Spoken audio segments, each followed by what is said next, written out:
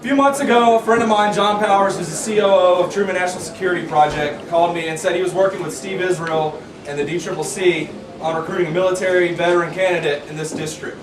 I told him I didn't know anybody, but I would keep my eyes out. And I don't believe in fate, but less than a week later, I met Mitchell Howie, who had just returned home to Huntsville after serving his country in the United States Air Force for almost 5 years.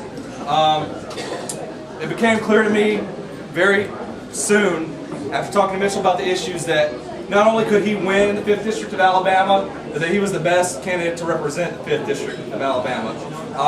So, without going on any further, because I know y'all aren't here to hear me talk, I want to introduce to you a veteran, an ex-congressman from the 5th District, and more importantly, my friend, Mitchell Howie. Woo! Woo!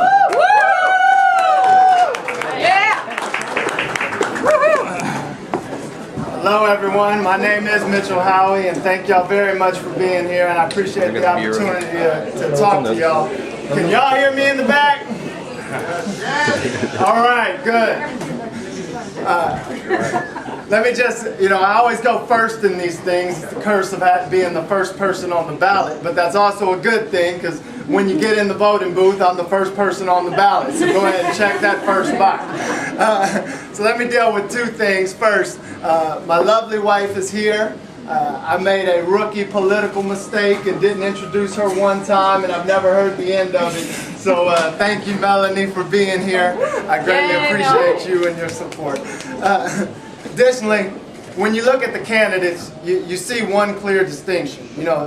My opponents, they're a little bit older than me, and that is true. So folks need to understand that my youth is going to allow me to build up years and years of seniority and give good, quality, strong Democratic representation to the 5th District, just like Bud Kramer, just like Ronnie Flippo did. So that is what I have, and then I'm going to build up years and years more of seniority, and then years and years more, and then I'm going to be my opponent's age, and then I'm still going to be there, and I'm going to need your assistance in re-election again and again. Steve is laughing because he knows what I'm talking about. My speech, really, we announced about a month ago. And we announced in every single county in the district, and I did that for one simple reason. Because I want to represent every single person, every single family in this district. I want to serve them, regardless if you're a family of 4 over in the Tri-City area, or you're an individual out in Jackson County, or you're a family of 3 right here in Huntsville, Madison. I want to serve you and be your representative, because that's what I believe the 5th District Congressman is supposed to do. Now, since that time, a lot of folks have asked, hey, why are you running? They want to know, why are you running? Mayors have asked me that, the board of TVA has asked me that, countless constituents have asked me that, and it really comes down to 2 things. Number 1 is service. Service to the people. I think this is something that has been lost in government. In 1968, 70% of congressmen were veterans. 70%. Today, it's at a historic all-time low of 20%. Now, I'm not saying that you have to have served in the military to understand service, but that devotion that drives young men and women to serve their country is the same thing that is driving me in this campaign. And if you look at what folks were accomplishing in the 60s, we passed Medicare, we passed Medicaid, we passed civil rights legislation, and we did that on a bipartisan basis. And you look at what we do today, we're squeaking out a health care reform bill by the narrowest of margins, on a partisan basis. And when we start sending folks that are devoted to service, we can change that dynamic and put service back in the 5th District. And in addition to that, the one other thing that forced me to run right now is the people deserve better. The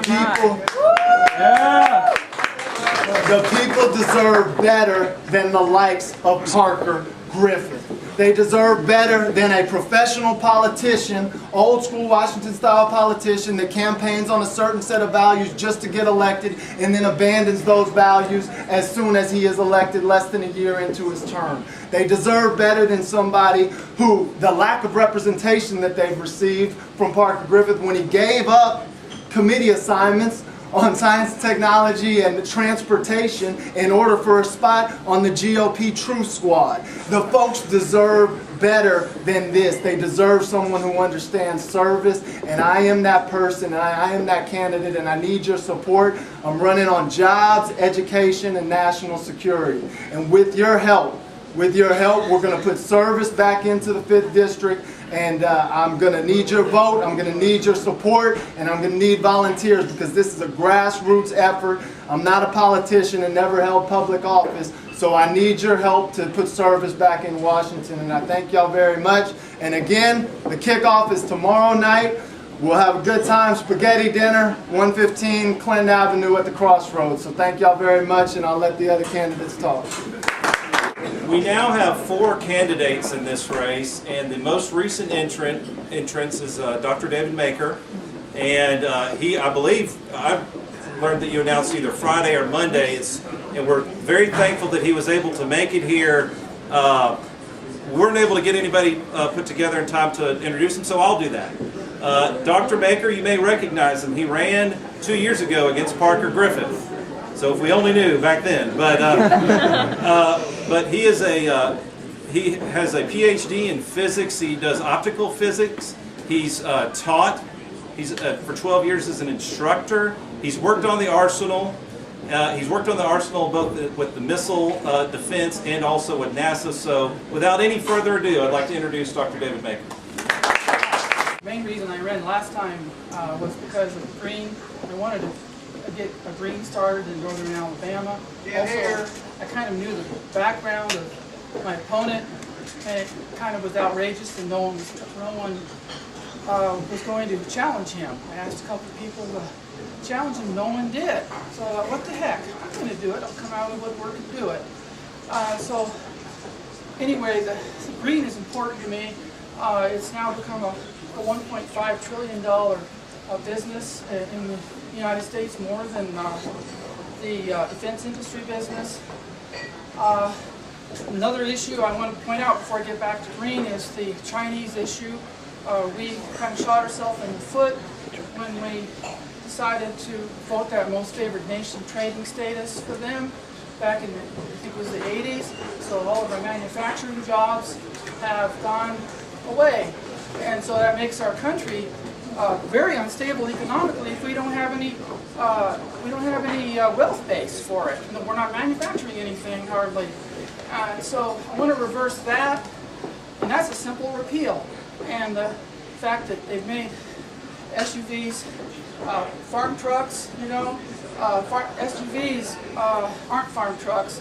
We should not have allowed that thing to happen back in the 80s, where we allowed these things to have this low mileage. And why shouldn't we allow that?